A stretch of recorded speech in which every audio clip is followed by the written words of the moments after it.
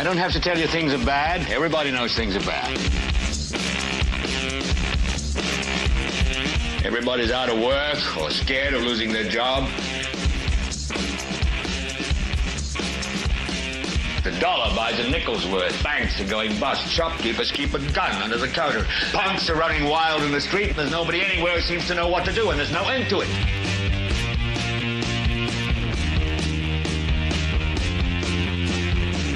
The air is unfit to breathe, and our food is unfit to eat. And we sit watching our TVs while some local newscaster tells us that today we had 15 homicides and 63 violent crimes, as if that's the way it's supposed to be. We know things are bad, worse than bad. It's like everything everywhere is going crazy, so we don't go out anymore.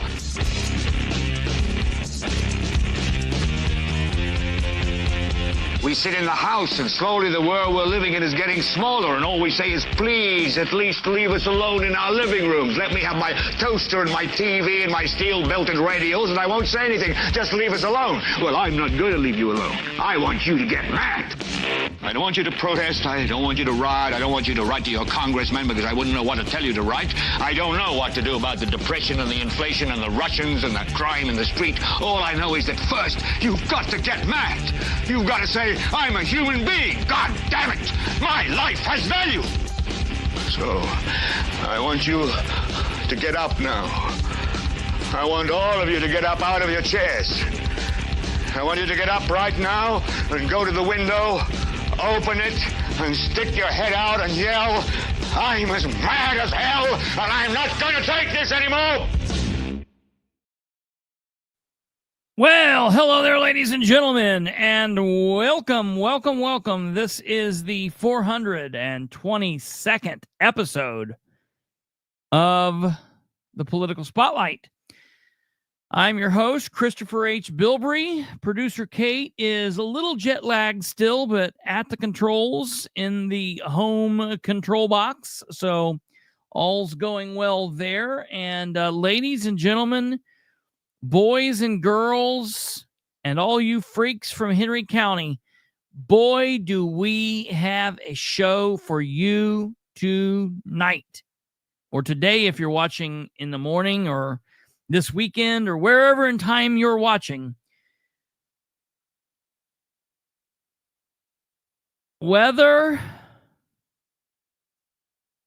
or not you are watching this live or via replay, I think tonight, this episode, wherever in time you are, is going to be a big show. So I am going to announce just briefly, for those of you that have been waiting, for those of you that have been wondering, for those of you that have been asking, tonight, ladies and gentlemen, is the start of the terrible Carroll and bad Chad saga. Now, it's not going to be something that we deal with in one evening. It's not going to be taken care of in one episode. It might not be even taken care of in the same week. We might do part 1 tonight, and we might do part 2 tomorrow, or part 2 might be next week, or part 2 might be next month. It just is going to work as it works. There are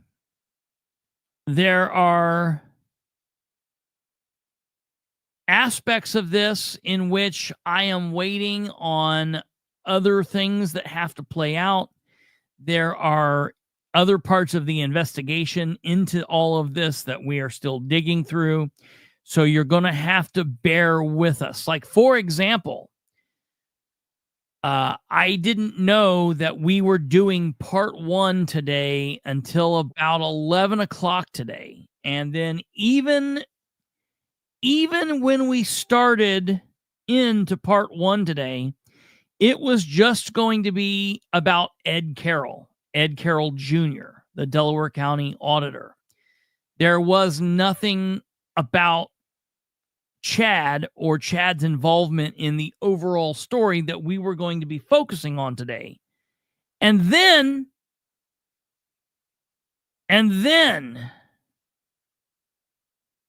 my friends from everywhere. About 11:30, something just happened to fall off the truck right into my lap, reference Chad, and I thought, what a great thing that's happened here. So, ladies and gentlemen, today we will be dealing with some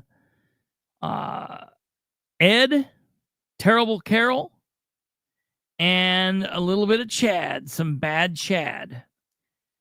Be sure your sin will find you out. Numbers 32:23, King James Version, and how true that is. Thank you for being here. Thank you for being here, ladies and gentlemen, all of you. Welcome, welcome. The stuff already went up. Put it out. I will tell you that. Looky there. Yeah. I wondered if some of the trolls might be in tonight to watch. They tend to watch later on, so it is what it is. We are going to be talking about both Delaware County and Henry County this evening. Okay, we are going to be talking about that. We are going to be talking about Ed Carroll. We're going to be talking about Chad and for those of you that are here in the live chat, there might be some of you that ask questions that I am able to answer tonight, and there might be some of you that ask questions that I'm not able. And if there's something that I can't answer because of, I know where we're going. I know the answer to basically all of the questions that have been laid out. However, I just need to get all of our quacks on a rack, or ducks in a row, if you will. I need to X our X's, cross our T's, and dot our I's, and make sure that everything is ready to go there. So, hey, please throw up that thumb, give us a like before we get started. That would be fantastic. I know Kate's already put the display up, so you could do that. If you're not subscribed here, please subscribe. I'll tell you, for anybody that's watching this that is not subscribed, this is the best way for you to know when we will go live with like part 2 or part 3 or part 4 of this saga, because we it just might happen someday that the last piece is put into place, and I'm like, oh, okay, part 2 time or part 3 time. So the best way for you to do that is to hit subscribe on YouTube. It doesn't cost you anything. And then once you hit subscribe, to click the bell so you'll be notified when we go live and when we drop our content. Normally we're here Sunday through Thursday. And sometimes we're here more. Very seldomly we're here in between. So, or less rather. Okay. I do have one little story, one little thing that I need to say that's not related to Terrible Carroll or Bad Chad, and that is pertaining to the Muncie City Board of Works. I actually have two quick little stories. So the Board of Works meeting today occurred, and we've looked at the Board of Works, and we've taken a look at everything going on there. And I do want to let you guys know what's going on here. We looked through everything, and at the Board of Works this morning, there apparently was a claim for Hoosier Municipal Operations. Go figure. And yeah, I'll talk about that here in a second. I gave the okay for it.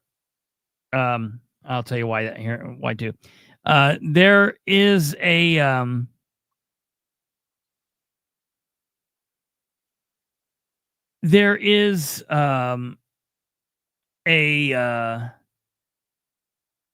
Hoosier Municipal Operations claim for $8,489.75 that gets paid to Dustin Clark. I have not went tooth and comb through. I've not went, fine tooth comb through the claims. There was also a an electric bill for $581.48 for the crisis center. And like some of you have asked, what's going on? Why are we still paying this if we've turned this over? Why are we still footing the bills? Got to look into that. So I will look into that. We're not going to cover the Board of Works today. We'll talk about the Board of Works tomorrow, and we'll get into further detail with that. I just wanted to let everybody know because you guys are blowing me up about it. I appreciate it. I have seen it, and I am working on it. The last thing that I want to say before we get into the big news of this episode is I did send out 2 emails today. I sent out, David, every now and then it's good to do that. It is good to do that every now and then. Not necessarily like and re-like. It's good to subscribe and unsubscribe to make sure that your notifications are good. So every now and then, I'd say like once every 4 or 5 months, it is good to do that. But no, the only other quick thing that I wanted to make everyone aware of is this the situation with the trees, with the city of Muncie and the trees in front of the parking lot for Central and for the field house. We talked about that last night. I did send 2 emails out today to folks, and let me see here. I sent out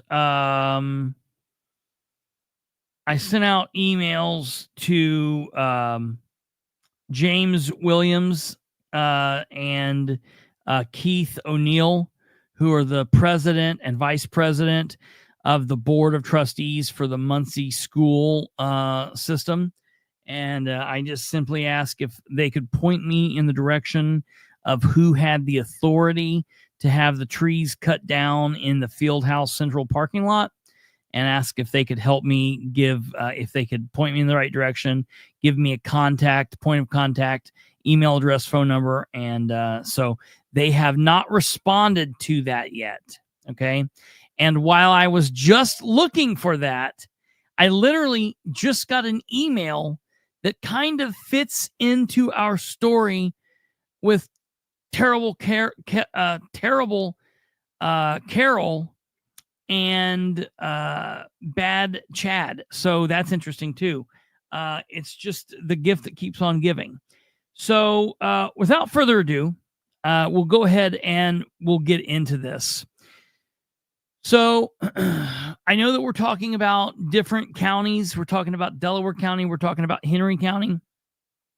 And I have people that are watching from Delaware, and I have people that are watching from Henry. And I know that some of those people from Delaware know like what's going on in both areas. And some of the people from Henry County know what's going on in both areas.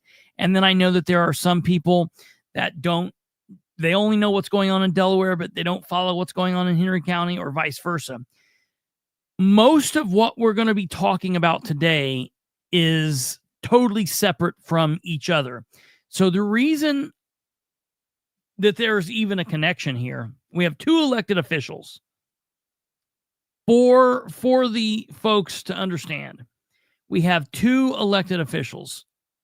Edward Carroll Jr. is the elected Delaware. Okay. And then Chad Malicote is an elected county councilor for the Henry County government. And so you have 2 duly elected public servants in 2 different counties holding 2 wildly different jobs. Now, many years ago, 2019, 2020, I was made aware that Ed Carroll and Chad Malacote are friends. I was told that they're friends. And beyond being friends, I was told that they have a business venture together. And the business is that they buy and flip or buy and just put out to rent homes for people, and they are kind of in the landlord business, and that they own several different homes. And I was originally told in Delaware, Madison, and Henry County. To my knowledge, the only thing I think I've found so far has been Delaware and Henry. We're still looking into some of this, but as far back as 2020, so 5 years ago, I was told some interesting stories about that partnership. And look, it's not difficult.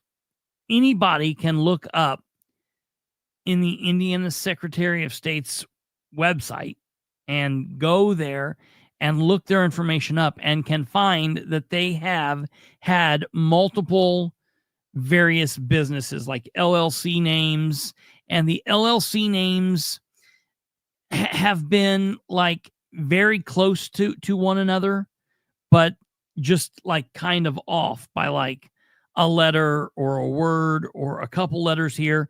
And so that's always interesting to me. You know, that's something that I've learned over the years that a lot of people do for various reasons. One of those reasons can be to kind of create like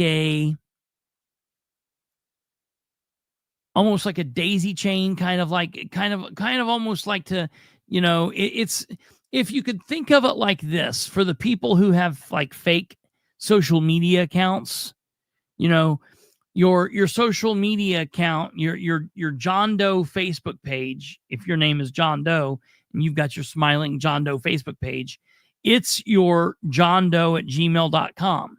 Well, you can't make a fake account with your John Doe at email.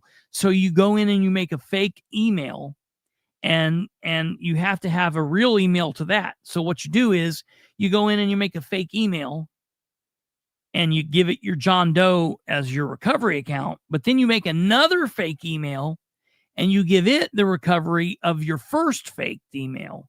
So then you make your fake page with your third email. See, so it doesn't really link you back. But if you dig far enough, someone's always going to find the string to be able to get back to the very front of the issue. What I always tell these elected officials, and I've said it so many times here, I wish I had a penny for every time I've said it. I would be still pretty wealthy, even though it's a penny. The cover up is worse than the crime. The cover up is worse than the crime. Now, I will say, Counselor Webb is here, and Counselor Webb has also has been looking into this.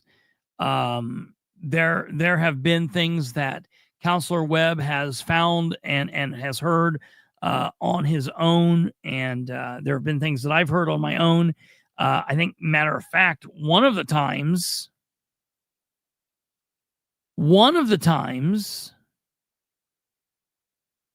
Ryan and I were together actually at like a clandestine meeting, and someone dropped this information, and we've just been waiting for the other shoe to drop, and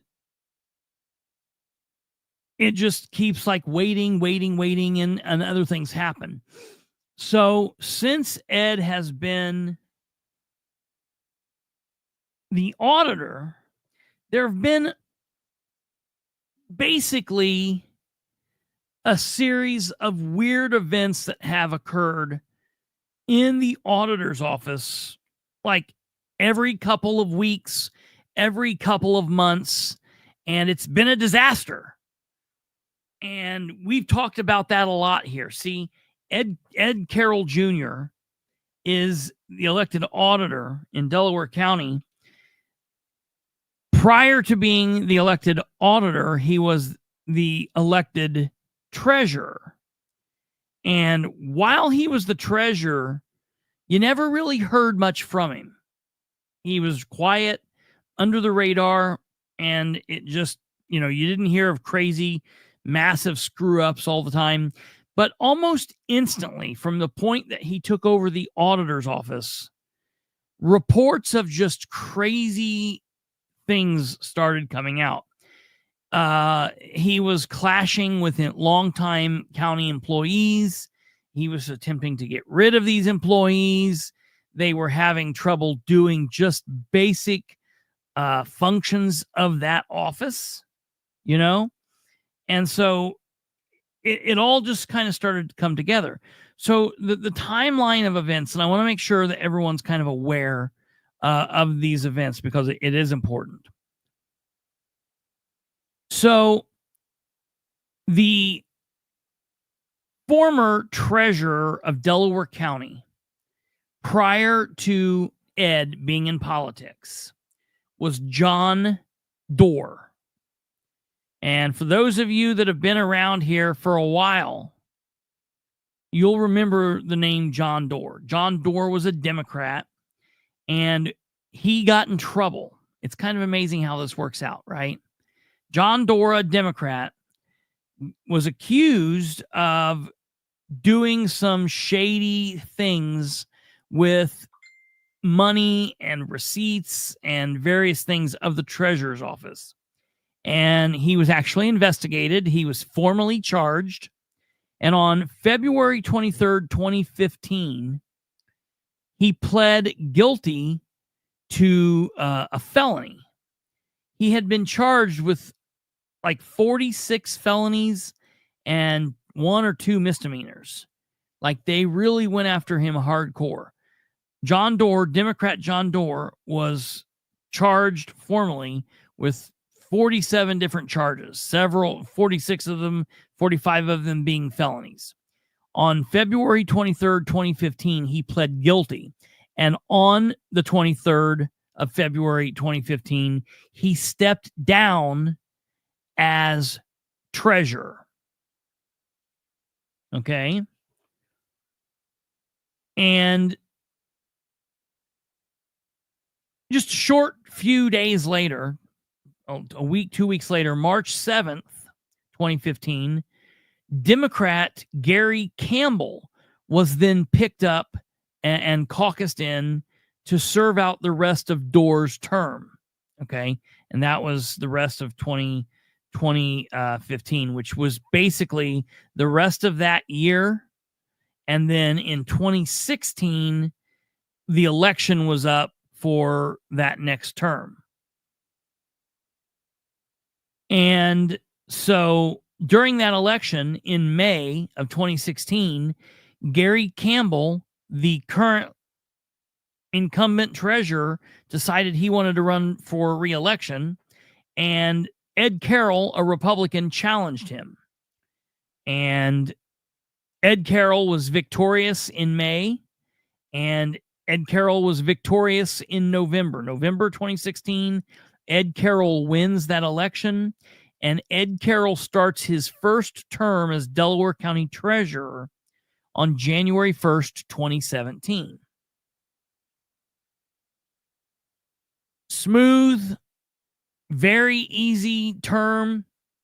And I want to say, when he defeated Gary Campbell, it didn't take any kind of campaigning whatsoever. Gary Campbell was a retired sheriff's deputy. He had been I think he might have got as high up as captain or major, maybe at one point. But after he left the sheriff's department, he basically went to work full-time as a drunk.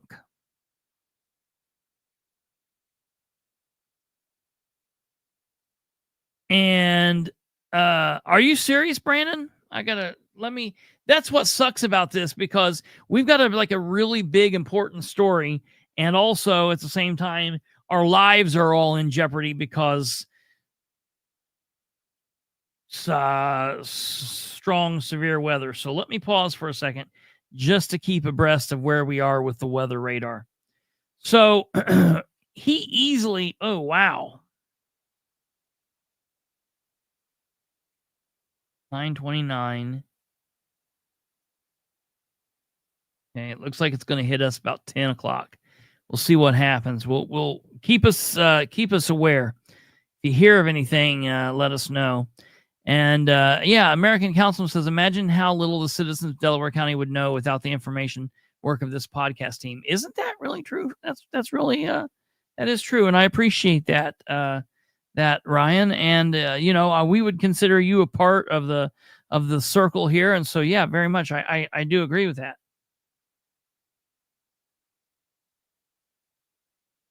So just keep us posted with the weather here, and we'll see what goes on. We'll stay alert with that, obviously.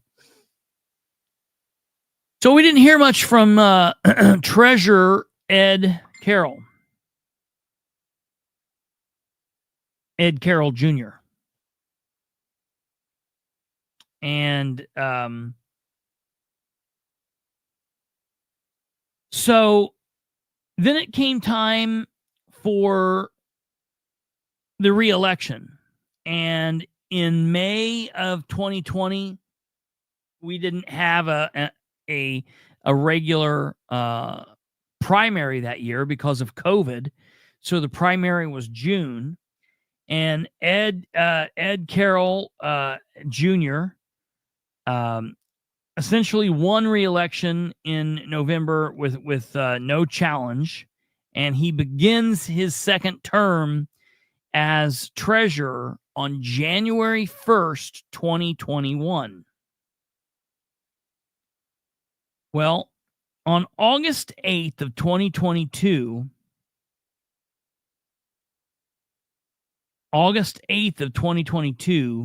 while Ed was still treasurer, Ed becomes the Republican Party chairman in a move that I just thought was absolutely the worst move ever, because Ed Carroll Jr., as a political figure, is a nothing burger. All right?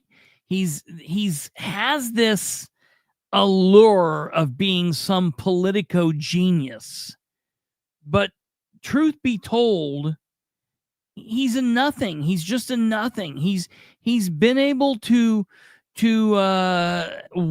walk his way onto the field of battle and just duck out. I think very much it's very similar to The Sopranos. He never had the makings of a varsity athlete. I feel that way very much about Ed Carroll Jr. And you'll find out why it's important to refer to him as Ed Carroll Jr. in a minute, obviously. So he became the chairman of the Delaware County Republican Party August 8th, 2022. And then while he was still in his position as treasurer, he decided out of the blue, just 2 years in to his second term as treasurer. And I always thought that was peculiar. I always thought that was really peculiar, why Ed would do what he did, why he would choose to jump and take the position and run for auditor. I always thought that was odd. So he files in January of 2022 to run for auditor while he currently is treasurer. And he faces no challenge during the primary. He has no challenge in November, and he walks into an election win as Delaware County Auditor. He becomes Delaware County Auditor. His first term as auditor began on January 1st, 2023. He took the place of Stephen Craycraft, a Democrat who did not seek re-election.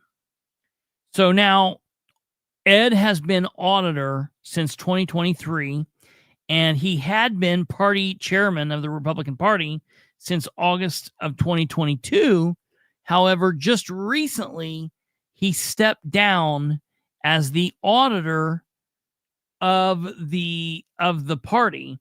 And what's interesting about that, what's really interesting about why him stepping down and all of this is the fact that when he gave his reason for why he was stepping down, let me go pull this here just briefly. Give me a second. Let me find this here. When he gave his reasoning for why he would be stepping down, it was he was stepping down to spend more time with his family, and he didn't put it in his announcement, but he must have talked to the new chairman, Tim Overton, because when Tim Overton made his announcement that he won, Tim Overton stated that the reason Ed was stepping down was because he wanted to spend more time with his family, specifically his ailing father, who is up there in his mid to late 80s, and obviously the father's name is Edward Carroll Jr. Edward Carroll Sr. So we've got Edward Carroll Sr. and Edward Carroll Jr. So I've been hearing for the last couple of years that there's this business dealings between Ed and Chad, and we've been digging into this. But put a pin in that for a moment, okay? And right now, let's turn back and look at the fact that since Ed has been auditor on January 1st, 2023, every couple of months, there's some sort of just wildly drastic big problem out of the auditor's office. The public have trouble getting services that they've always been able to get through the auditor's office. The auditor's office is, so just briefly, so people are aware of what the auditor does. The auditor is aware, it controls, fiasco, absolutely. The auditor's kind of, if you think about it, the city, how we have a controller that's over the money and it's responsible for paying the money out. The auditor is similar to that. And the Delaware County Auditor and all auditors in Indiana, a lot of people have a hard time understanding. Some of those features they are the secretary of the commissioners, and they are the secretary of the council. So they are there, and they are the they're the ones that take the minutes and log the votes and make sure that everything goes as planned in the meetings.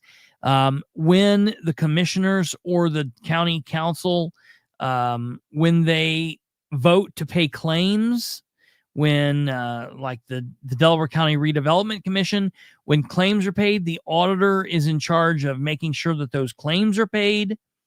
And so there are several very important duties and responsibilities of the elected auditor. Give me 1 second here.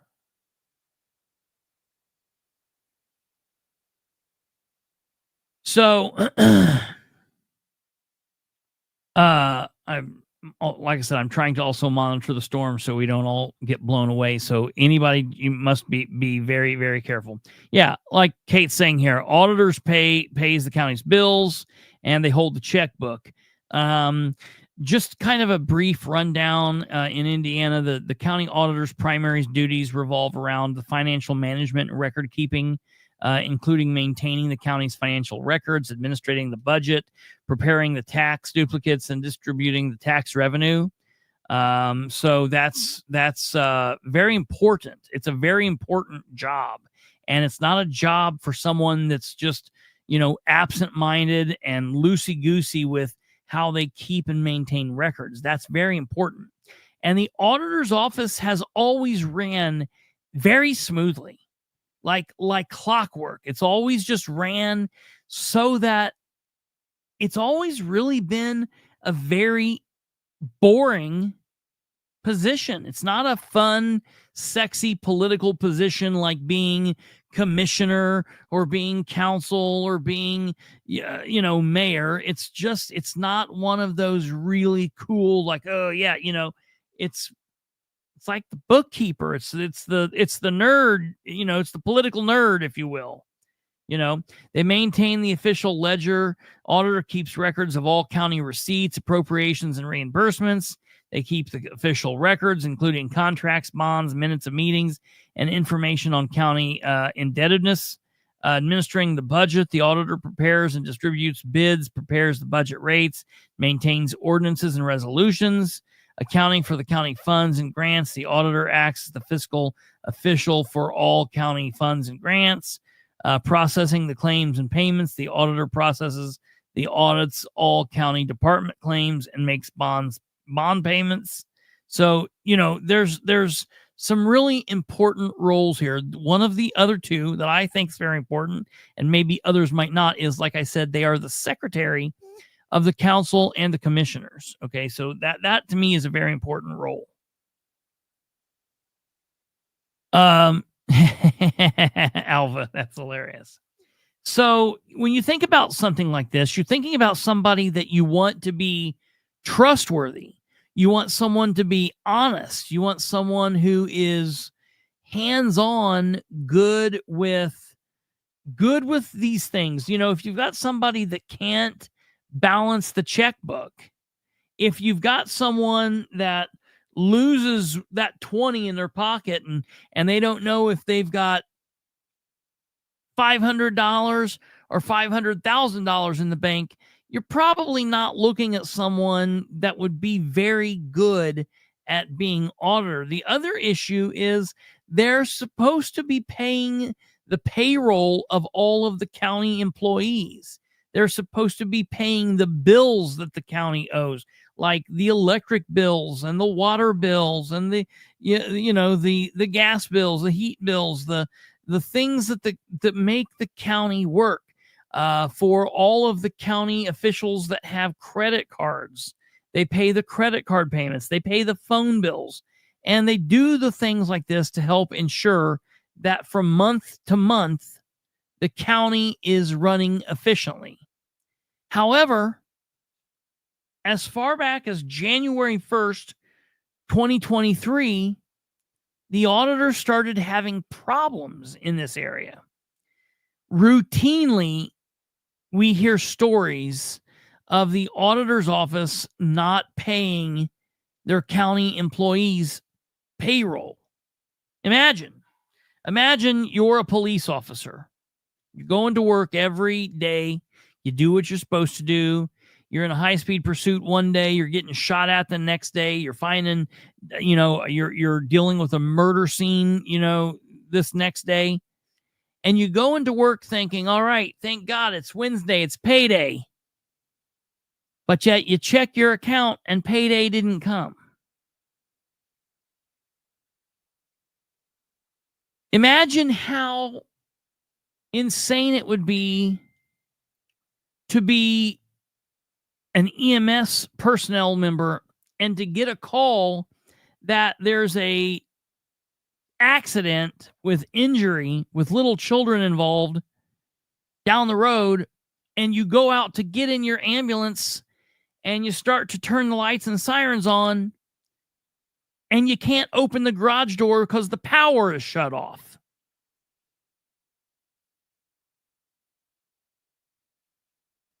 Imagine, if you will, you are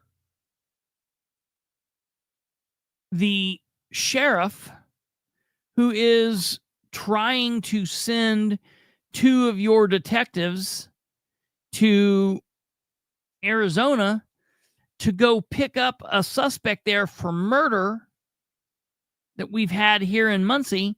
And the citizens of Muncie are demanding you to get this murder solved now. And you start to book your detectives plane tickets, but you can't because your credit card for the county's not been paid. The credit card declines. These are all things that will happen and that have happened when the auditor screws up. And there have been multiple claims since Ed first took over of Ed not paying the credit card bills on time, not paying the electric bill on time, not getting paychecks out on time, or paying too much, overpaying here, not paying enough here, just constantly a problem. You wouldn't think in government that you would have to deal with that kind of chaos. Okay?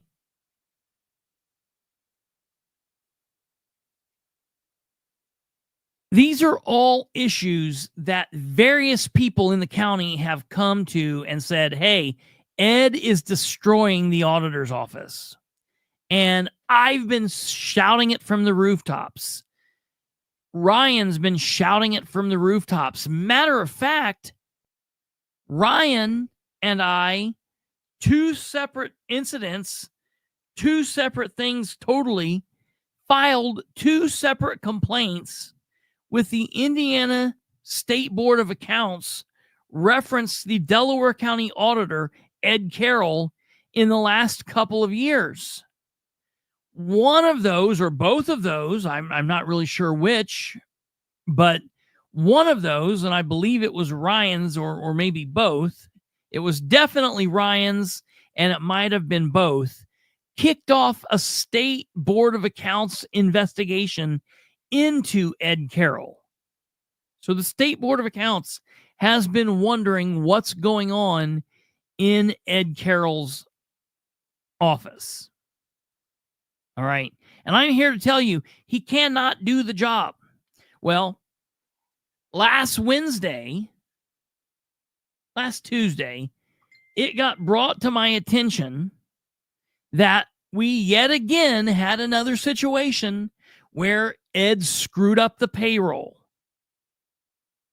And I made a post about the fact that Ed screwed up the payroll. All right. And if you've watched this program for very length of time at all, you will know that I've talked about this and talked about this and talked about this. You'll also know about the issue I've talked about.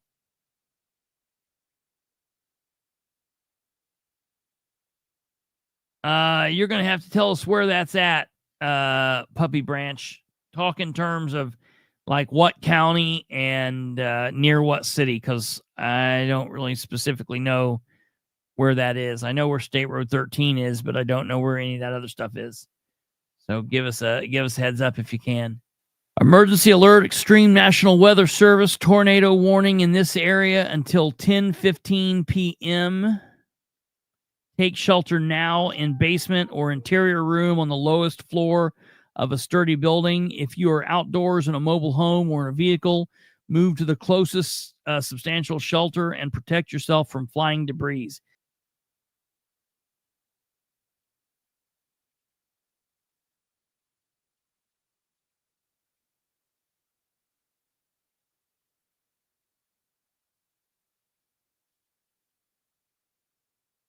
Well, how shitty's that? We'll get back into everything and go through it all tomorrow, but I will go through the basis of what we're dealing with here. I just have to say before we get started doing this that if you've been watching for any length of time at all, you know that I say that I only focus on the politics. I don't care about personal. I don't care who's going through what divorce. I don't care. I don't care about, you know, I just don't care about things that are going on in the personal life of elected figures. There are some people that do, and that's just not me. The only time that I talk about something personal is when the political figure allows the personal to bleed over into their livelihood, their job as an elected official. So last Wednesday, I made a post because I had been getting contacted by multiple different sources saying that Ed Carroll had once again screwed up the the pay, that he has again for the third year in a row screwed up the employees' taxes, how much they take out of their check, that people are getting are getting screwed up with taxes because they thought that they were going to be good, but they actually owed a whole bunch of money because he is literally screwing up some of the most important aspects of his job. And that just can't happen. Maybe once, God forbid, twice, but for it to happen on a routine basis, it's just not something that can happen. So I made a post on social media last week. And the post I made was on March 27th. I made it at 6:04 a.m. Okay. And so that the 27th was Thursday. I had been contacted on Wednesday about this. All day Wednesday I'd been being contacted. And so I made my post. And the post that I made was this post. I'm sure that you've all seen it. It's this post that was on social media, if you have social media. It says, the other side of the shoe is about to drop concerning Delaware County Auditor Ed Carroll, and Ed Carroll Jr., Republican, and his co-corrupt business partner, Henry County Councilor Chad Malacote, Republican. And when it drops, it's not going to be good. I mean, honestly, I thought it was bad that he sucked as the chairman of the Delaware County Republican Party, and that he has turned the auditor's office into a raging dumpster fire. But man, no, it gets so much worse. The clock is ticking, And once everything is in place, the shit will hit the fan, and the citizens will finally have a full understanding of everything Ed Carroll and Chad Malacote have done. Hashtag the clock is ticking down. Hashtag the other shoe is about to drop. And then I posted the picture that I've showed, which is the "Be sure your sin will find you out," the picture of half Chad, half Ed. And from this post, I had 48 comments. I had 22 shares. And that just normally doesn't happen with these little posts. And I had several people reach out to me, folks that were former employees, okay, of the auditor's office, folks that currently still work in the auditor's office, people who are currently working, that worked with Ed today, that will be working with Ed tomorrow, who are reaching out to me. And a couple of them said some very scary things. One of them told me that there's a situation where there are some accounts that have been screwed up, and that when the Delaware County Redevelopment Commission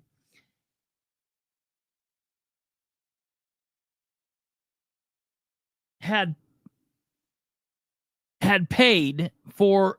voted to pay for claims, that Ed sent messages back to Shannon Henry saying that they weren't going to be paying the claims because the claims were not payable because there was not enough money in the accounts. And this was a big deal. This was a big deal. And that there were back and forth between Ed and Shannon. Well, I issued a records request to the commissioner's office, to the auditor's office, and to the attorney's office. And the record request that I had submitted reads as follows. Under Indiana Access to Public Record Act, I am requesting the following documents from the Delaware County Auditor and the Delaware County Commissioners.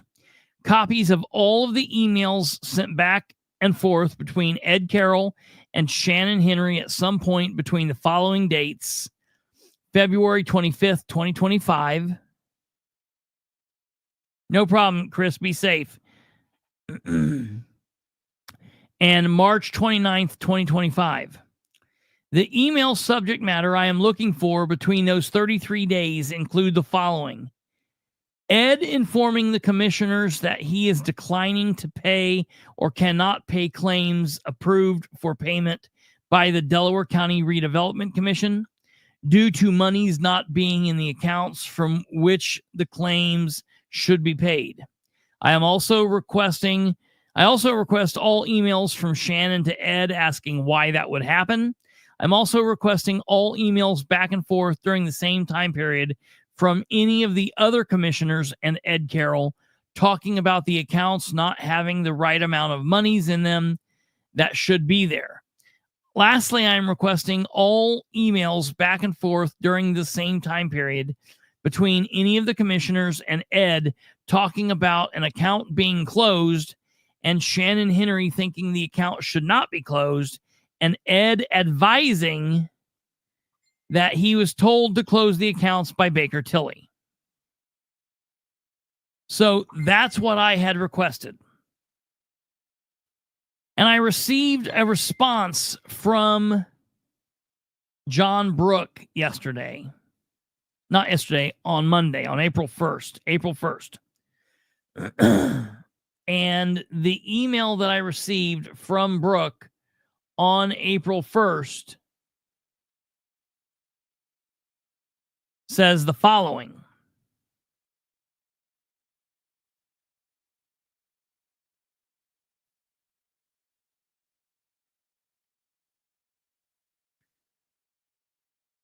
All right.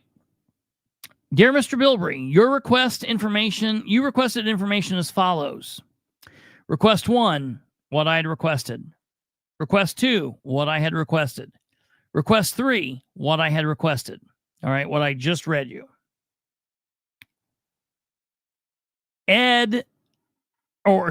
John Brook then sent back to me the following response. Delaware County has reviewed its records and has determined there to be no records responsive to your request.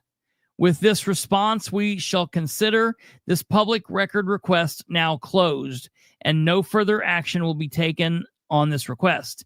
If there are any questions, please contact this office. Well, ladies and gentlemen, I have some serious questions because I'm just going to be really clear and honest. I don't believe this document.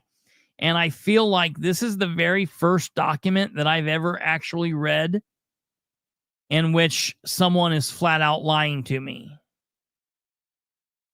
Okay? Flat out lying. Because I know that there is a situation going on. I know for a fact that there is a situation that is occurring between Ed and Shannon. And I just can't help but think that they are covering their ass here. So after talking with some individuals today, I sent out another email prior to the show going live. Okay? And that follow-up email that I sent to all three of the commissioners. I sent to John Brook, Angie Scott, Danielle Struble, and I also blind carbon copied a couple of other individuals. Okay. And I said, okay, so I'm just wanting to make sure everyone is on the same page here. On March 29th, 2025, I sent a records request into the Delaware County Commissioner's attorney requesting the following. And I put all the information.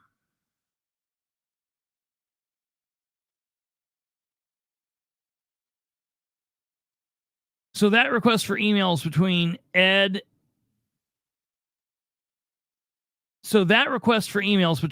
and Shannon or Ed and all the commissioners and back and forth pertaining to the information as I have listed above.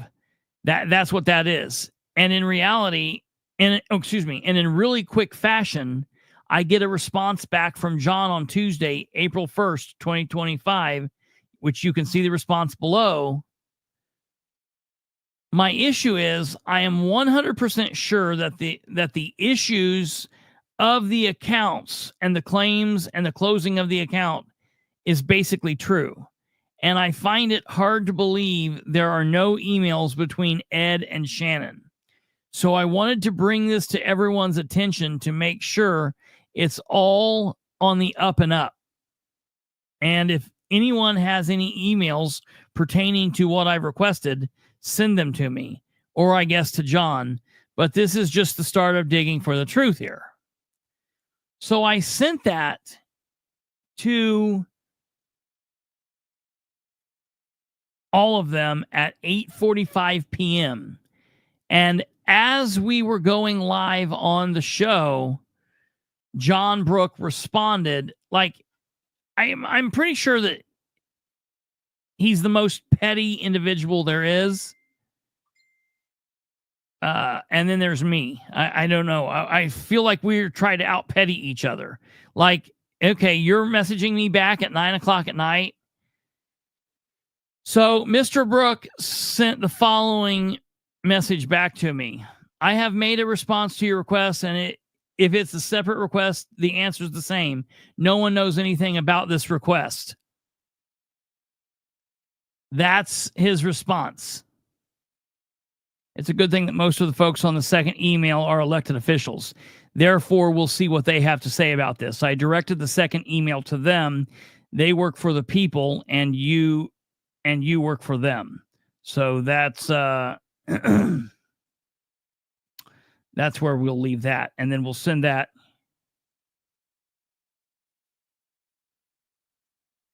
We will send that to him and see what anyone says about that, what he says about it, or what any of they say about it. Because I'm tired of John Brook responding. I understand that he is their attorney. I get full well that he is the council, or excuse me, the commissioner's attorney and the redevelopment commission attorney. But what I think that he forgets, and I think that a lot of times other people forget, is just because he's an attorney does not specifically mean that he's the one that gets to run the show, that they have to solely only listen to him. That kind of stuff is nonsensical. Like I've always said about the council attorney, like I've said about many other attorneys, they are like children. They need to sit back and wait to be spoken to. And then if only they are directed by the people in charge, can they choose to answer? That's what needs to happen here. So I just wanted to make sure that he is fully aware that at this time, the adults in the room, or at least from my perspective, are not addressing any questions to him, and that he can respond when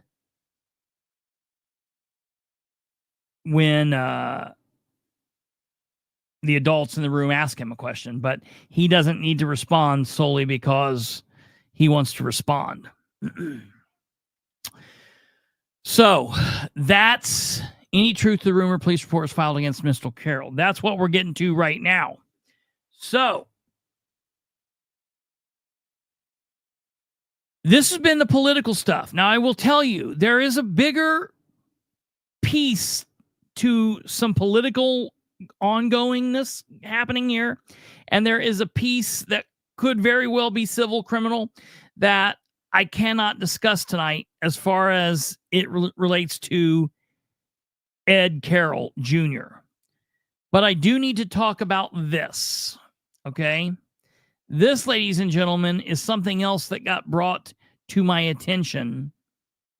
And this got brought to my attention here with all of this other stuff. And I'm going to be really honest. This walks a very... It doesn't even walk a line. This is a personal matter that's in my hands. This is a personal matter that is in my hands. However, I am going forward with this personal matter because of what it is and how it bleeds into his life as a political figure.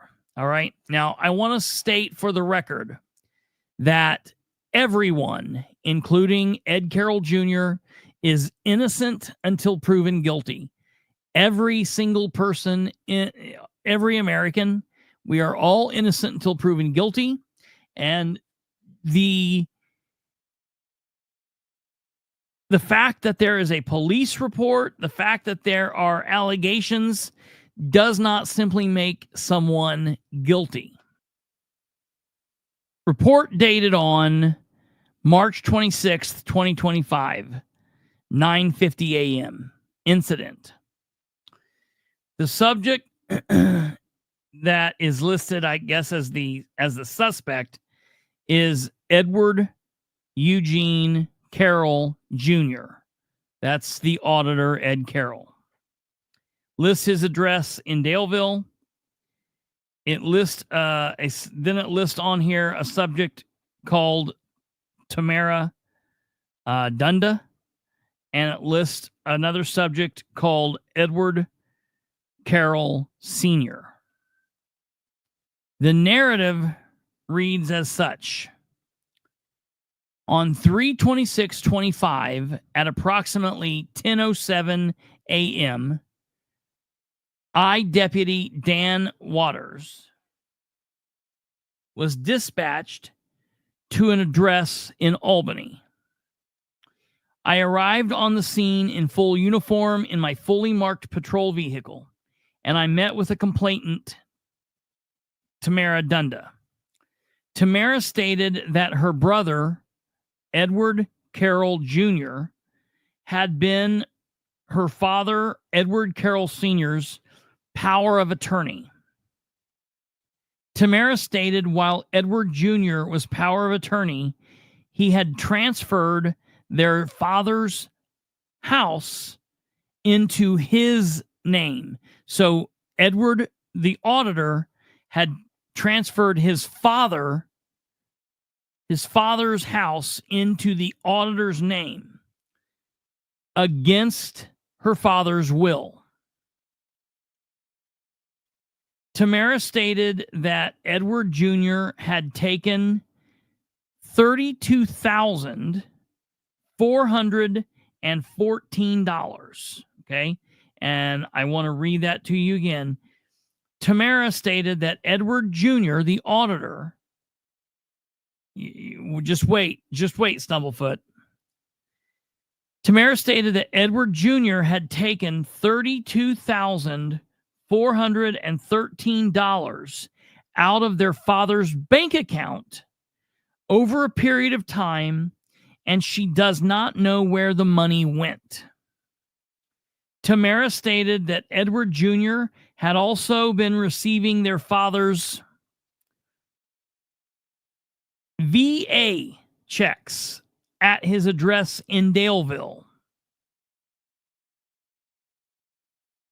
since their father applied on October 11th, 2018. Tamara believes the amount from the VA that Ed has taken to be $26,000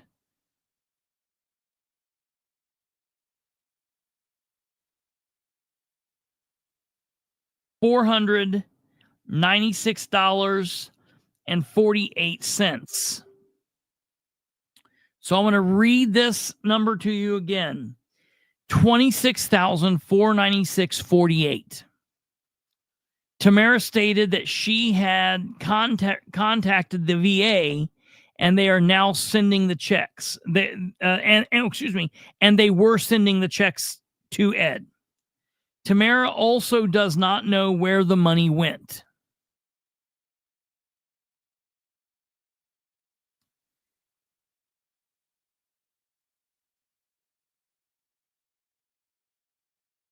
How can you what? How can you disperse? Is there more to that question? I mean, I gather what I believe I gather what you're getting at, but can you make more to that? All right, let me move forward here. These incidents had occurred while Edward Jr. was power of attorney of their father. On February 25th, 2025, Tamara stated their father had revoked Edward Jr.'s power of attorney rights and gave them to Tamara. And then it goes on that the police officer, now this is wildly crazy to me. The police officer advised Tamara that she needed to obtain an attorney and pursue the issue in court with a civil process. The sheriff's deputy says, I took pictures of Tamara's paperwork stating she's now the power of attorney and not Edward Jr. The paperwork states it's effective as of February 25th, 2025. I downloaded the pictures to the server.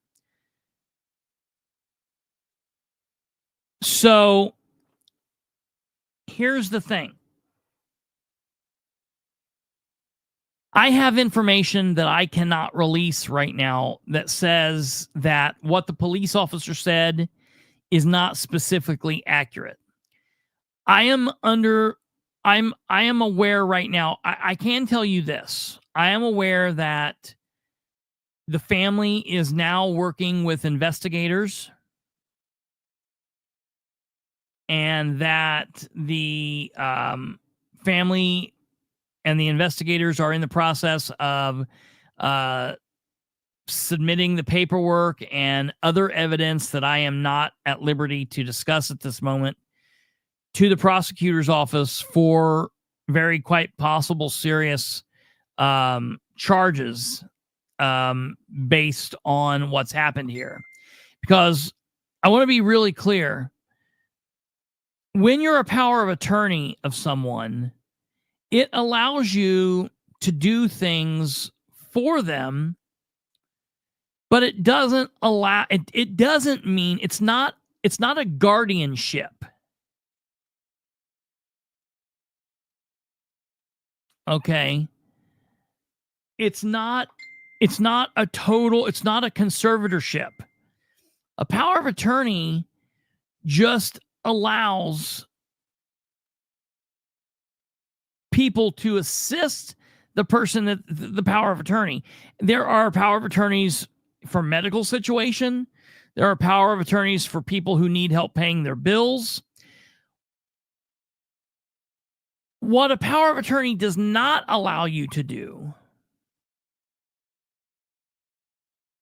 what a power of attorney does not allow you to do, it does not allow you to steal real property away from individuals. It does not permit you to steal monetary items of monetary value or money straightforward from an individual and utilize for your own benefit. It does not allow you to take VA checks.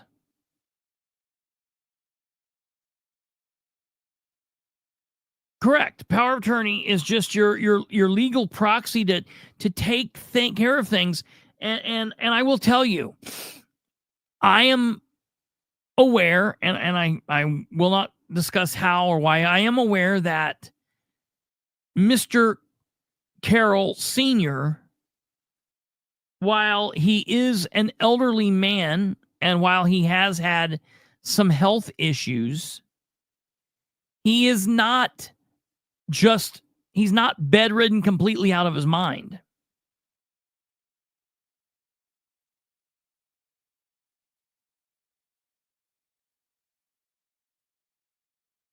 Well, so we now have a person in here purporting to be Dana Carroll McL Downey, purporting to be a family member, I guess a family member, saying I would assume Ed Carroll Sr. signed the house over to Ed Jr. It was Dad's signature on the quick deed. Go to the clerk's office and check the signature. And again, like I said, I'm just reading off these police reports. Everyone here clearly heard me state that these are allegations. This is not something that if you want to know where I retain these documents from, I retain these documents from the Delaware County Sheriff's Department. I walked into the Delaware County Justice System Center and I asked them if these documents existed, and I was told yes, they did, and they printed these documents off, and these documents, being black and white pages, are 10 cents a copy. So this was 30 cents. And so I will tell you that some of what Ryan and myself have been working on over the last couple of years, and stories that we have been told about properties and homes, the story about the situation with the father's home kind of fits into. So, I don't know. I will tell you that this seems extremely concerning for a person in the position of auditor. It would maybe even be different if he was, I don't know,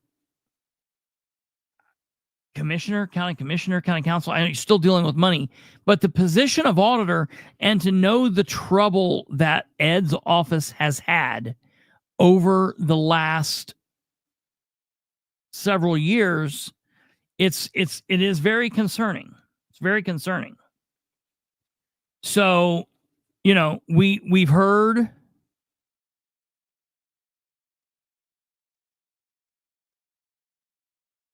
we've heard a situation that's now countered this and said that, you know, the housing situation was perfectly fine. You know, I don't know what the situation for the checks are. You know, yeah, Rachel Clark said it here. You know, even if the house is good, the house is free and clear, is dad's signature on the check, or did he know anything about it? Like, what's the deal with the money? That's a thing that I think that people need to be really asking themselves what's happening there. Okay, because these are not the first times that questions have been asked about Ed and his partnership with Chad Malacote. Okay, and as counselor, America's councilman right here, Ryan Webb says, remember, the auditor has the opportunity to manipulate the books to cover up any potential missing money, if any. His elected friends are blaming his dad having dementia and typical sibling disagreements. Well, you know, I listen, I'll be honest, that kind of shit happens. It really does happen. It's sad that there are sibling disagreements, but they're generally, at some point when you get down to the bottom of it, there normally tends to be a kernel of truth to what's happening. And listen, there is something that I currently cannot say, but if this piece of the puzzle is in fact there, if there is a piece of the puzzle that is in fact in place, then there is, at least as far as the VA and the bank money goes, no question. No question. So, as far as this goes, it will have to play out through the court system. It'll have to play out as it plays out. And I will do every single thing that I can do to get to the bottom of it. And if Ed is not guilty of any of this, well, we'll ask why a police report was made, and we'll ask why this occurred, and we will bring that forward. But if Ed is guilty of half of this, then it is a serious, serious, serious problem. And so you are not just thinking that I'm holding up documents here. I will put these forward here so that you guys can see these.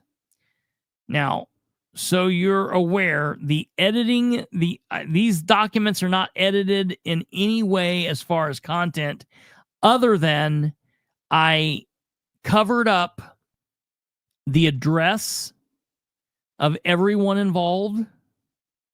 I covered up the dates of birth of everyone involved.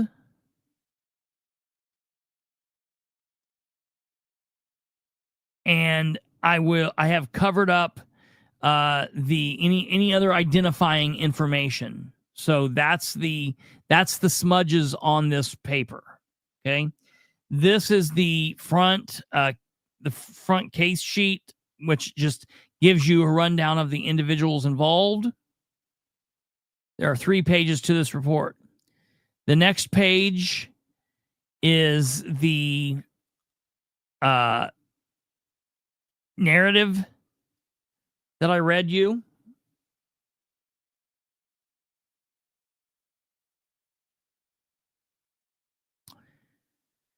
And then the third page is a blank narrative sheet. The as you can see here, the officer ended here with his signature, Dan Waters. So there was nothing below this. But when I got this from the sheriff's department today, the third page came with it, and it has the case number. And so I wanted to include it. I didn't want to leave anything out because I am being fair. And I saw that Rachel Clark had suggested that we submit a hand to both the sister and to the auditor, Edward Carroll Jr., and I'm perfectly fine with both of those. I will submit an email out to both sides tomorrow, and I would be willing to hear from either one of these individuals. If they're willing to come on and talk about what's going on here, what's not going on here, or anything else, I would gladly listen to that. So I will offer that up, and we'll see what goes on.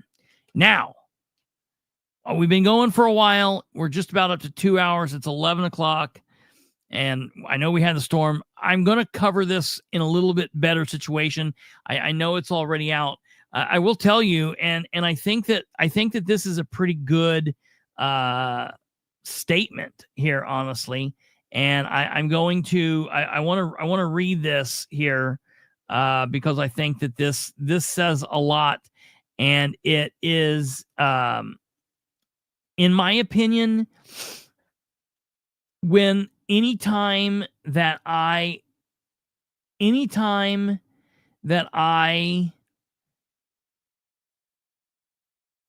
look at going live with personal information, I determine why the reason the public should be involved with this personal side. And I'll be honest, it's solely because of the allegations surrounding money. Solely around the allegations surrounding money. Okay? So when I was talking with a couple of people on the team and a couple of people that I am close to, and I was talking to Counselor Ryan Webb about this, and Ryan released this as we went live, and I gave him the okay to do that. And the reason that that's happening is because Ryan, throughout his 4 years on the council, was very outspoken about Ed, and he took a lot of shit and a lot of heat over Ed. And so I felt that it was only fair that he know that these allegations are out there. And Ryan put out a very good statement, and I want to read this statement. Ryan put this out 2 hours ago. For immediate release, Ed Carroll Jr., our current Delaware County Auditor, recent Delaware County Treasurer, and former Republican Party Chairman, has been accused by his own family members of stealing approximately $59,000 in cash and benefits from his elderly and recently widowed father. He is also accused of attempting to steal his father's home while acting as power of attorney and transferring the deed from his father's name into his own, allegedly without permission or consent. Folks, these allegations are wildly serious allegations. And if even a quarter of this is true, It's a serious issue. Let me just tell you, I want to be very clear. If these allegations are in fact formally charged, they will be felonies. And it will then more or less go full circle, because if Ed Carroll Jr. is found guilty or pleads to a felony, he will then have to leave office very much the same way that the former Delaware County Treasurer, John Doerr, did, that prompted the whole deal with Ed running and getting involved. All right, moving on here. Ryan says, I am officially calling for Ed Carroll Jr. to immediately resign his position as elected county auditor for Delaware County. We cannot allow an elected official with access to the county tax dollars, as well as the record keeping that tracks how those dollars are spent, to remain in such an important position of trust while under the dark shadow of suspicion, especially when the criminal allegations being made involve the theft and or mismanagement of tens of thousands of dollars, and when the allegations are coming from someone who was a trusted member within his own family. These are extremely serious allegations against Ed Carroll Jr. The fact that the allegations are being made by his own family members further adds to the seriousness of the alleged crimes, being that they likely didn't come forward without understanding the weight of the allegations, considering Ed's intimate access and involvement with tens of millions of county taxpayer dollars. Ryan goes on to say, I have included a copy of the police report filed just days ago on March 26, 2025 by Ed Carroll Jr.'s sister. While every person should be given the presumption of innocence, I would like to add that these are just allegations and nobody has been convicted of anything. With that being said, we as taxpayers cannot allow an elected official accused of improperly and potentially illegally acquiring almost $59,000 from an elderly family member to then have unfettered access to more than $50 million worth of Delaware County tax dollars currently sitting in the county bank accounts. Not to mention that as auditor, there is a unique position of being able to cover up any money potentially missing by creating false financial records to hide any missing money if there is anything missing. Many of you might remember that last year when Ryan was an elected Delaware County councilman, that I became so concerned with the possibility of potential corruption by various elected and appointed officials within Delaware County government that Ryan personally, reached out to the Indiana State Board of Accounts and requested a forensic audit of various departments within Delaware County, including the Commissioner's Office as well as the Auditor's Office, currently led by Ed Carroll Jr., as well as the Treasurer's Office, which was previously led by Ed Carroll Jr. My understanding is that information from that investigation was forwarded to the FBI, but I have no verified information as to the status of that particular investigation. The bottom line is that Edward Carroll Jr. must resign as auditor immediately. He cannot continue to serve in such a sacred position of trust until he is cleared and vindicated of these incredible allegations. Sincerely, someone who has seen behind the curtain, Ryan Webb. And I think that statement is very fair. And listen, I'll be honest, there are some of you who have asked me why I gave this to Ryan ahead of me releasing this. And the honest answer is because of the absolute shit that Ryan took, because he dared to question how things were handled. And it's one thing If Ed had been a sparkling beacon of truth, transparency, and doing everything the right way, and everything had came off just positively wonderful in his office, and these allegations came out of nowhere,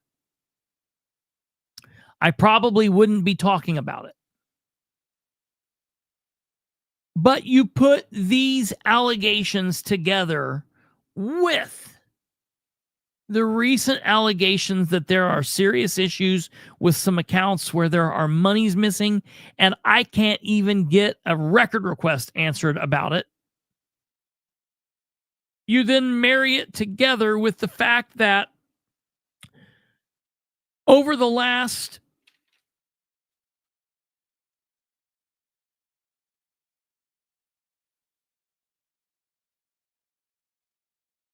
over the last 2 years, Ed Carroll Jr. has ran from problem to problem to problem to problem in his office as a trusted elected official. And it has cost maximum insanity for the employees and various departments within Delaware County. Not to mention the fact that it has cost many citizens to lose faith in their county government because they've not been able to get services performed that otherwise they would have normally been able to get performed by the Delaware County Auditor.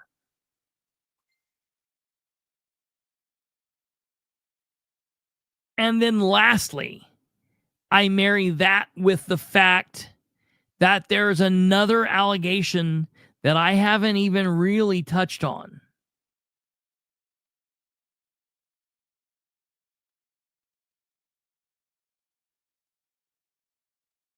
And that is an allegation, and I'm just going to barely touch on it here because I have more work to do on it, but it is an allegation of how he and his business partner, Chad Malacote, have operated their business together and what they've done with that. Now, I've called this part 1, Terrible Carroll and Bad Chad. And for those of you that have been here waiting for me, if the storm would not have came through, we would have gotten into Chad's story. This is going to be a very long walked out thing, I'm telling you.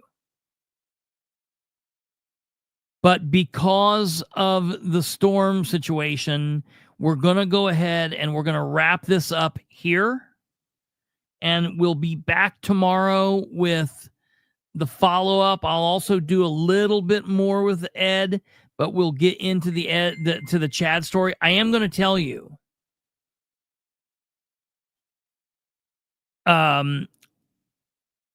Chad blew me away today during a finance committee meeting of the Henry County Council. He kicked out of the meeting a fellow county councilor. Had kicked out of the meeting a fellow county councilor because he wanted to look hard, he wanted to look big, he wanted to look bad. And I will tell you that it's really crazy to me. You know, everything that's happened with Bad Chad. You know, Chad used to work in the auditor's office in Delaware County. And I'm like, wait a minute, what? Why is an elected Henry County councilor working in the Delaware County auditor's office? And it's been brought to my attention that when Chad quit, he had told many others that the reason he quit working in the Delaware County Auditor's office is because he was tired of Kristopher Bilbrey digging and asking questions and talking about his name on his program, on this very program. Now, my question to Bad Chad is, if you were doing everything above board, who in the hell cares what Kristopher Bilbrey has to say? If everything was okay, let that fat ass, dumbass talk. It don't matter. Who's Kristopher Bilbrey? He ain't nobody. But if you're in there and you're part of something kind of hinky, or you're witnessing hinky things happen, or you know this weird partnership with Ed is built on weird hinkiness, then maybe, just maybe, it's strange that you would leave and be so worried about this. And Chad openly spends a lot of his time worrying about the next time he's going to appear on this program. It's like, do your damn job.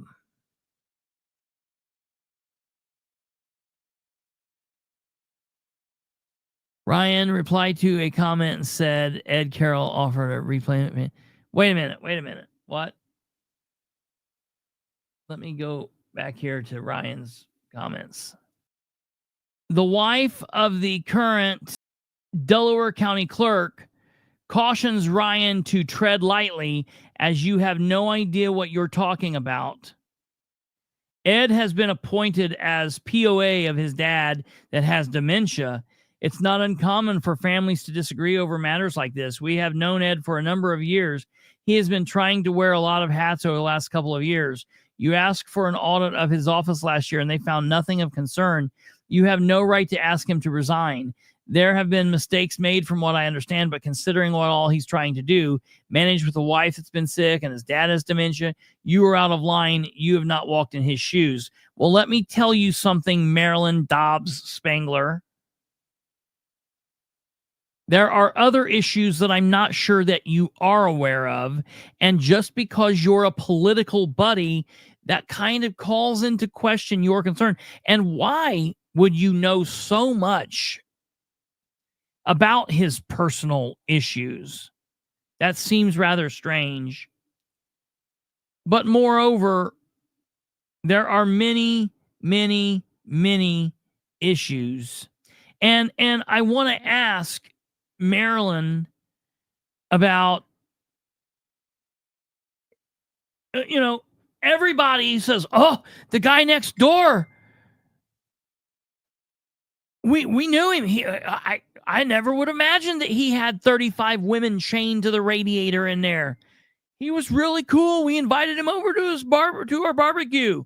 Matter of fact, he brought over some of the meat. Wait a minute. Oh my God. Save me the sob story, Marilyn. All right.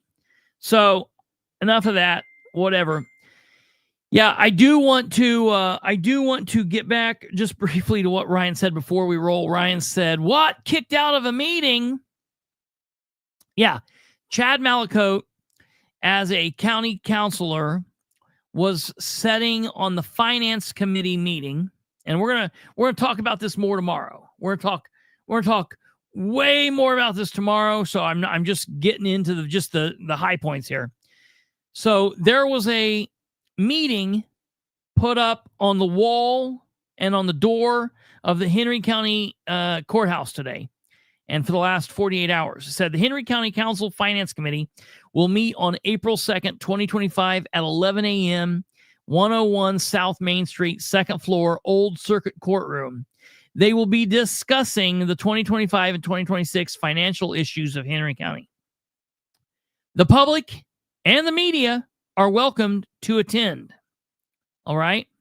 Now, What's important to understand is that during this meeting,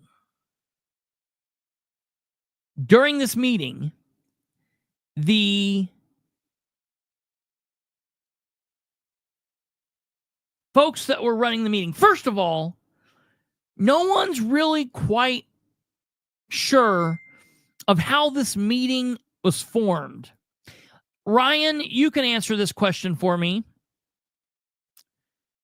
Do you recall off the top of your head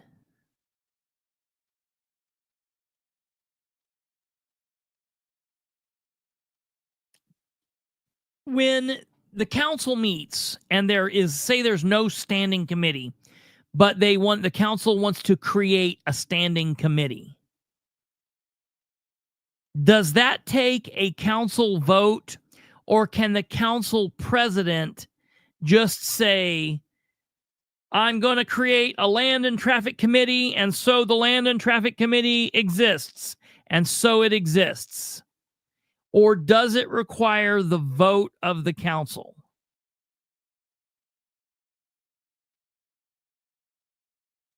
Can you answer that? I can't off my brain recall. Okay, I believe the council president decides that. Okay, no big deal either way.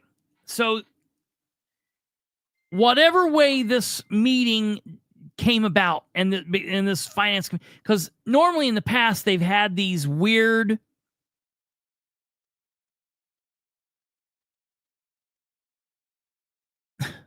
Alpha. I don't know. That's like a great setup for a joke. They've arrested this dentist who lives down the street from me for dealing drugs for years. I've been buying all my drugs off of him for years. I never knew he was a dentist.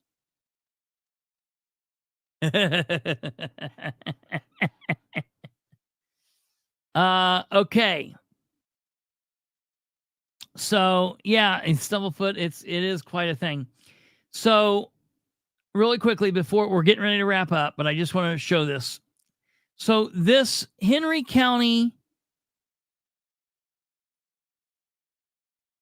Finance Committee meeting met here today. I guess in the past, they've had these meetings just at somebody's house. They didn't know that they needed to have these meetings in public. Who knows what goes on in the hell in Henry County, whatever. So they have this meeting, and they're not being able to get the meeting live streaming. So the people on now keep in mind the Henry County Council, like the Delaware County Council, has 7 members on it. So when you have 7 members, what is a quorum? 4. 4 is a quorum. All right. 4 and 3 make 7. Okay. 1, 2, 3. 1, 2, 3, 4. 1, 2, 3, 4, 5, 6, 7. That's a quorum. 4. So there are 3 members on the finance committee meeting. Okay. There's a councilman right here. A councilman right here, which right here in the white is Chad Malacote. And then another councilman right here, which is Ken Gray. I don't know who this is. I don't know if it's Mike Regner or if it's Sean Tom. I don't know what that guy's name is. Shannon Tom or whatever. I don't know who it is, but that's that. Then over here, I don't know who the person is over here at the corner. I don't know exactly who that is, but I do know that this silver-haired lady right here is Bobby Plummer.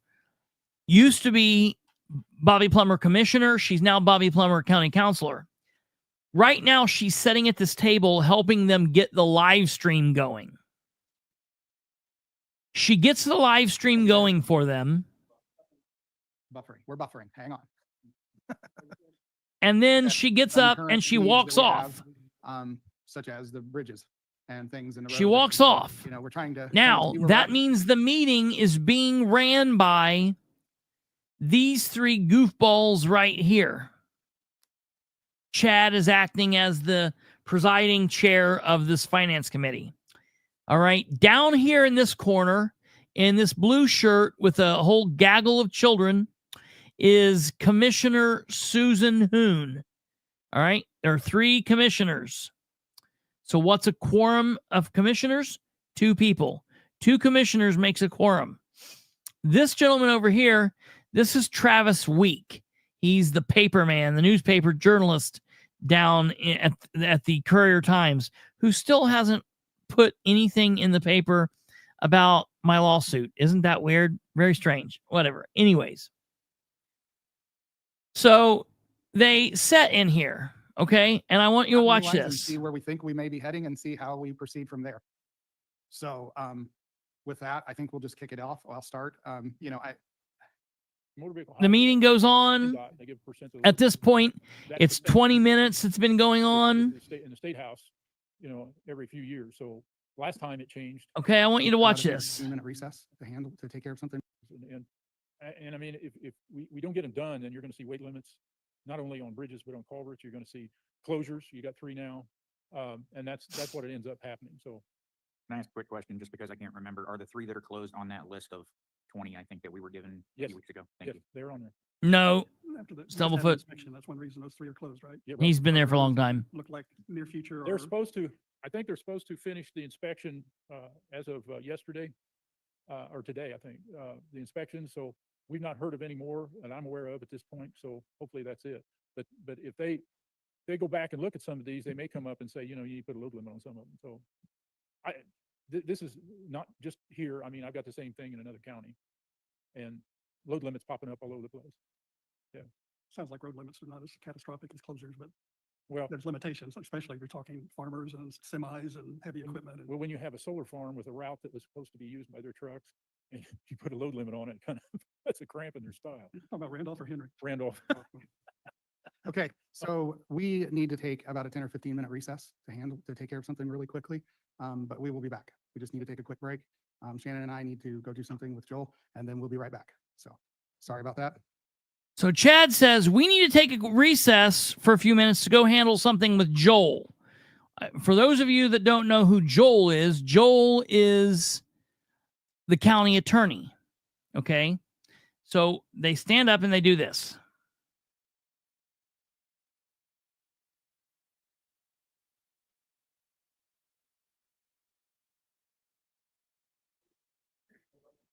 Okay.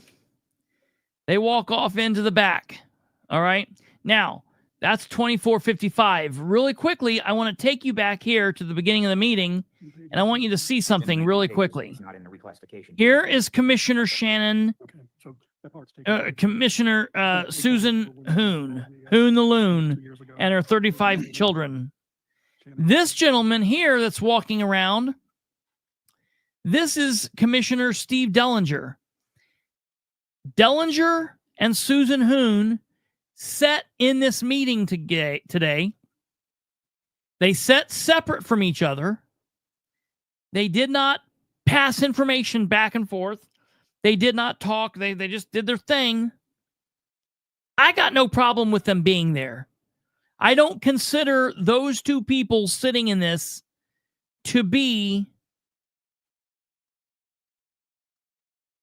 an open door violation. I don't consider this to be an improper meeting because, yes, they're commissioners, but they're also citizens. They're sitting in here listening to this finance meeting, which they will then take back in the meeting, their commissioners meeting, and will discuss in a meeting. I'm perfectly fine with this. Okay. Now let's go forward here, back here to their break time. Back to when they said when he said they need to go handle something with Joel. And then we'll be right back. So, And we'll be right back. Sorry about that. And they run off out the back door.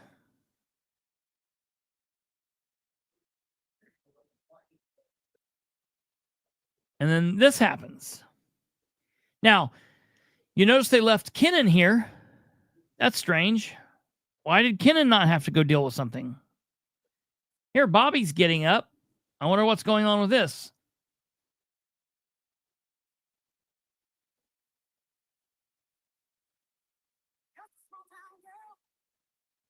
Your theme song, Don't Stop Believing. What I want to. Oh, he was playing Don't Stop Believing.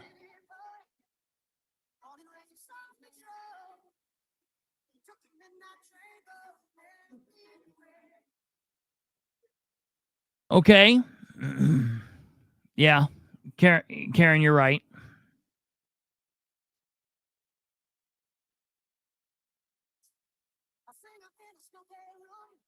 So now I'm going to show you going forward here. Here comes Bad Chad and That would be Shannon Tom. very forgettable. Okay, sorry about that. We're back.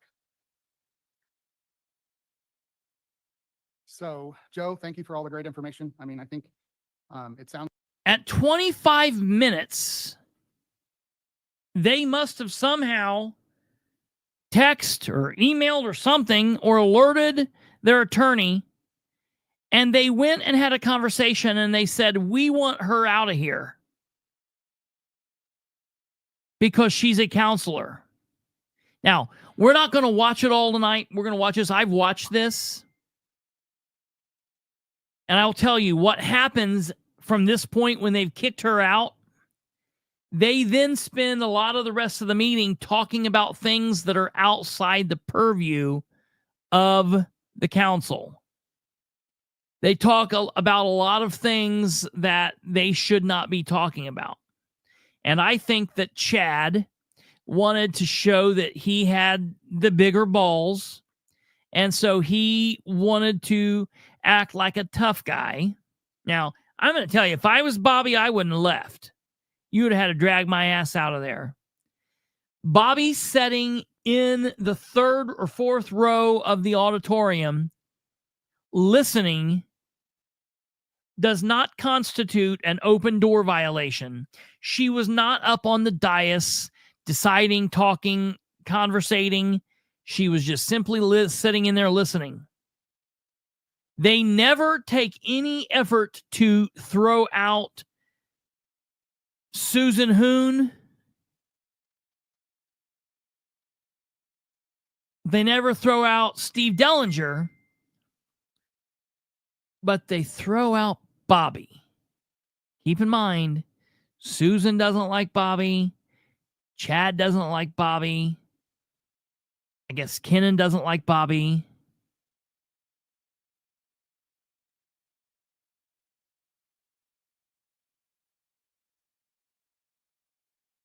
Wait a minute, Ryan. Are you saying that you disagree and that her presence did constitute? Are you saying that her presence made a quorum or her presence did not make a quorum? Which one are you saying? Yeah, she's a former commissioner. She's a current counselor. As a current counselor, she was sitting in the auditorium. Okay, no, not a problem. Yeah, I agree. 100%. 100%. Look, I'm the king of telling these people. I have actually got an access counselor complaint against Bobby. I've got 2 or 3 against Henry County. And I do not agree that this is a problem. You also have 2 commissioners sitting in this meeting. But Chad is a hard ass. Chad's world's falling apart right now. His business partner, who they're making money over hand over fist, it's all falling apart. So he needs to be tough some way. And there's a lot more coming for all of Chad and terrible Carroll as well. I am so sorry that we had the storms this evening. You can't fight Mother Nature. It is what it is. I am sorry that this kind of went to pot. Please come back tomorrow. We will discuss this in more of a dignified manner, more with less chaos. And we will continue on this path. And we are just scratching the surface, folks. Just scratching the surface. So thank you all for watching. God bless you all and keep safe this evening. I do believe, I really do believe that the majority of the storms, at least in our area, are over. I think that Delaware, Madison, Delaware, Henry, Randolph counties are safe. And I appreciate those of you that stuck by me. I definitely appreciate those of you that stuck by me. And we will have a more put together show for you tomorrow. I am so sorry. Thank you, Tweety Bird. Thank you. That means a lot. Thank you to all of you, Karen, to Ryan, to Alva, and to Stumblefoot, and all of you guys. Thank you, thank you, thank you. Rachel and David, and Danner and Blitzen and everybody else. Thank you, thank you, thank you very much. I very greatly appreciate it. Oh yeah. There's definitely more to Ed than people realize, and we're going to be bringing it all up. And look, we're going to take heat for it because people are going to be like, "Oh, you're just getting in families." Listen, you go make a podcast and you run it the way you want to run it. I don't get into personal lives. I don't talk about who's sleeping with who and who don't even care anymore. However that song goes, I don't talk about all that shit. But when something like this blurs the line into his public career, and there's a whole lot going on there. And when that happens, we make the choice. If you don't like it, look, it's okay. You can say, I got this one wrong, or I was wrong on this one. Bow out and come back after we're done talking about it. But it is what it is. So that's all I got to say about that. All right, folks, you guys take care. Have a good evening. And we will see you all tomorrow, and we'll go from there. God bless. Have a good evening. Hey, before you leave, if you have not hit the like button, hit that like button, and we will see you tomorrow. All right. Good night.